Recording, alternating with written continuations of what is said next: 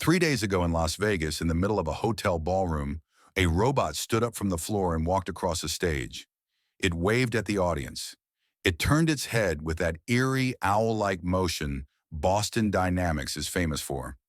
And for the first time in more than a decade, the company let the world see Atlas in public. Not as a teaser clip, not as a choreographed lab video, but as a real machine standing in front of real people. But that's not actually the story. The real story happened about 30 minutes later when Hyundai executives walked onto that same stage and calmly announced that production of Atlas starts immediately. Not next year, not after another pilot, not after another round of testing, right now, and every single Atlas unit scheduled for 2026 is already sold. That moment quietly flipped a switch for the entire humanoid robotics industry. Boston Dynamics, the company that has been showing humanoid potential since 2013, just crossed the line from research lab to factory floor in one announcement. Atlas is no longer a viral curiosity doing backflips on YouTube. It's a product, and it's shipping in the coming months to Hyundai's Robotics Metaplan Application Center and to Google DeepMind. That's the moment everyone's been waiting for. Not another promise, not another slick demo. Boston Dynamics just said, very plainly, we're done experimenting. But there's another layer to this that most people completely missed, and honestly, it might be the most important part of the announcement. Google is back. After Google sold Boston Dynamics to SoftBank in 2016, after years of watching other tech giants dump billions into robotics, Google DeepMind just walked back into the room and said, we're building the brain. At the same CES event, Boston Dynamics announced a partnership with Google DeepMind to integrate Gemini Robotics AI foundation models directly into Atlas. These aren't basic control systems. These are multimodal foundation models, the same class of models powering some of the most advanced AI systems in existence. Models that can perceive environments, reason through problems, use tools, and interact with humans in natural language. Carolina Parada, who leads robotics at Google DeepMind, summed it up in one sentence. Gemini Robotics was developed to bring AI into the physical world, and Atlas is the platform where that actually gets proven. This matters because humanoid robotics has been stuck in a deadlock for years. Either robots are rigidly pre-programmed, incredibly good at one narrow task and useless outside of it, or they're teleoperated by humans, which looks impressive but doesn't scale. Boston Dynamics solved the body problem a long time ago. Atlas is arguably the most athletic robot ever built, but intelligence, real autonomy, has been the wall. Foundation models break that wall. Instead of programming every movement in every edge case, you train the robot on massive data sets and let it learn. It's the same shift that happened with large language models. They didn't get good because engineers hand-coded grammar rules. They got good because they consumed enormous amounts of data and learned patterns. Gemini Robotics does that for physical action. It learns how to manipulate objects, navigate spaces, and respond to human instructions by training on large-scale robotics data. Alberto Rodriguez, who directs robot behavior for Atlas at Boston Dynamics, said they needed a partner capable of building visual language action models for complex humanoids. And that's the key phrase here. Visual language action means the robot can see something, understand a spoken or written instruction about it, and then physically act on that instruction without step-by-step scripting. That's the breakthrough the entire field has been chasing. Now let's talk about the actual machine that's going into production. The production Atlas unveiled at CES stands 6.2 feet tall. It has 56 degrees of freedom, meaning its joints can move in ways human joints physically can't. Fully rotational, no anatomical constraints. It can reach 7.5 feet, lift 110 pounds, and operate in temperatures ranging from -4 to 104 degrees Fahrenheit. It runs for 4 hours on a battery, and this part matters a lot. It can autonomously swap that battery. Atlas doesn't shut down and wait at a charging station. It walks up to a dock, ejects the depleted pack, locks in a fresh one, and keeps working. No downtime, no human involvement. Atlas can also operate in 3 modes: fully autonomous, teleoperated through a VR headset, or controlled via a tablet interface. That flexibility is exactly what industrial customers need. Because not every task is ready for full autonomy on day one, but scaling demands that autonomy eventually. Hyundai is taking this very seriously. Last year, they announced a $26 billion investment in U.S. manufacturing, which includes building a robotics factory capable of producing 30,000 robots per year. A significant portion of those will be Atlas units. By 2028, the first fleet will be deployed at Hyundai's electric vehicle facility near Savannah, Georgia, starting with parts sequencing. By 2030, Hyundai expects Atlas to handle component assembly, repetitive tasks, heavy lifting, and complex operations across its global manufacturing network. This isn't a pilot. This isn't a test. This is industrial deployment at scale. And this is where things get uncomfortable for Tesla. While Elon Musk continues to promise that Optimus will be in factories by the end of 2025, Boston Dynamics just announced that Atlas is already in production.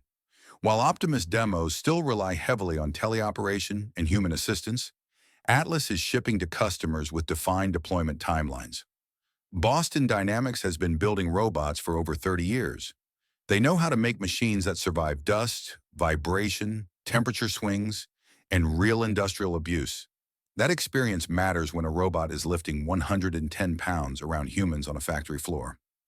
Looking ahead, Boston Dynamics says new customers will be added in early 2027. They haven't named them yet, but based on existing partnerships with companies like DHL, Nestlé, and Maersk, logistics and supply chain are obvious next steps, followed by construction, energy, and facilities management. The real accelerator, though, is Gemini Robotics. In 2025 alone, Google DeepMind released Gemini Robotics 1.5 and Robotics ER 1.5.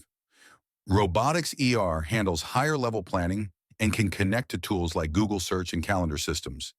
That means Atlas won't just move boxes, it will access information, coordinate tasks, and make decisions in real time. Mark Ryber, the founder of Boston Dynamics, was present at the CES announcement, which is rare for him. That alone signals how significant this moment is. After decades of research, viral videos, ownership changes, and relentless iteration, Boston Dynamics is finally commercializing the humanoid robot they've been building from day one. The humanoid robotics race just changed. China shipped 13,000 humanoid robots last year. Tesla shipped about 150. That's not competition. That's an extinction-level gap. While American media obsessed over Elon Musk's Optimus demos, China quietly flooded the world with real robots. Not prototypes, not concept videos, shipping units. And by the end of this video, you'll understand why the robotics race is already over. And almost no one in the US noticed. The wake-up call came last week. A report from Omdia, a London-based robotics research firm, released January 9th. It confirmed what insiders already knew and what Western media ignored. China doesn't want the humanoid robotics industry. China already owns it. The leader? Agibot, short for Shanghai Agibot Innovation Technology. In 2025 alone, they shipped 5,168 humanoid robots. That's 39% of the entire global market. One company, 1 year. More robots than every American competitor combined. And Agibot wasn't even the only one. So who else is shipping at scale? Second place, Unitree Robotics. 4,200 units shipped. Third place, UBTech Robotics. 1,000 units shipped. All Chinese. All scaling for 2026. All selling robots at prices American companies can't touch. Unitree's entry-level humanoid, $6,000. Agibot's scaled-down model, $14,000.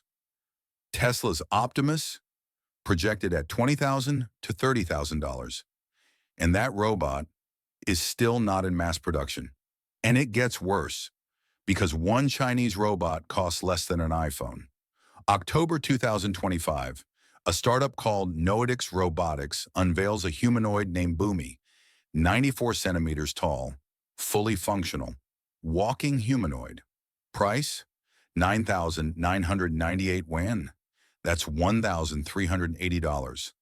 Less than an iPhone 17 Pro Max in China. Let that sink in. A humanoid robot for less than a phone. And it's shipping today. Not in a demo, not at a conference, right now. So where is Tesla while this is happening? As of July 2025, Tesla had built a few hundred Optimus units, every single one used internally. Elon Musk promised 5,000 to 10,000 robots by year-end. Reality, they missed that target by at least 90%. This isn't new. June 2025 shareholder meeting. Musk claimed Fremont could make 1 million robots per year, Texas could scale to 10 million, and joked about 100 million on Mars. Those aren't production plans. They're hype numbers. What is real? Chinese factories shipping robots by the truckload. China now has 150 plus companies actively developing humanoid robots. Not pitch decks, not seed stage demos, hardware, contracts, deployments, factories, warehouses, hospitals, research labs. RBC Capital Markets projects the humanoid robot market will hit $9 trillion by 2050. China, expected to control over 60%. Not because their robots are smarter, because they're cheaper, faster, and built at unmatched scale. So where does that leave American robotics? Figure AI, one of the best-funded U.S. robotics startups, shipped 150 robots in 2025. Same as Tesla. Boston Dynamics, after 30 years of R&D, Atlas is only now entering early deployments in late 2026. By the time U.S. pilots finish, China will have deployed hundreds of thousands of robots. The gap isn't closing, it's accelerating. CES 2026. Las Vegas, last week. 38 humanoid robot booths. 21 were Chinese. Booster Robotics showed 30 robots moving in sync. Humanoid unveiled a sprint-capable humanoid. Unitree ran acrobatic demos nonstop. Boston Dynamics? Atlas walked, waved, turned its head. Impressive, but not scalable and not fast enough. Omdia projects 2.6 million humanoid robots shipped annually by 2035. The market will explode. But the real question isn't if, it's who controls it. Robotics isn't a product category, it's infrastructure.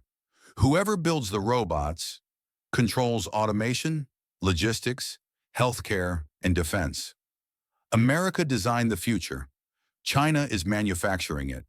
The robotics war isn't coming, it already happened. And next, we need to talk about what happens when AI stops living on screens and starts moving through the physical world. That's where this gets dangerous. This is not CGI. What you're watching is real humanoid robots playing competitive soccer in China. And it might be the most important sporting event you've never heard of. In late 2024, China quietly hosted the world's first humanoid robot games. Dozens of humanoid robots competed in soccer, boxing, sprinting, even basketball. And yes, some of them fall, some freeze, some move awkwardly. But if you think this is about sports, you're missing the point.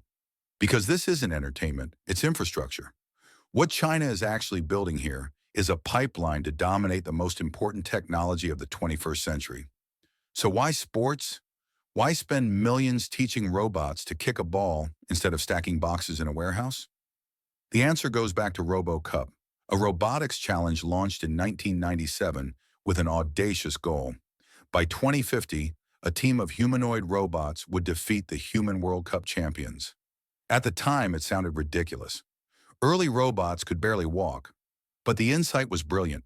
Because to play soccer, a robot has to solve almost every hard problem in humanoid robotics at once. Balance, coordination, real-time perception, decision-making under pressure, team communication, and worst of all, unpredictability.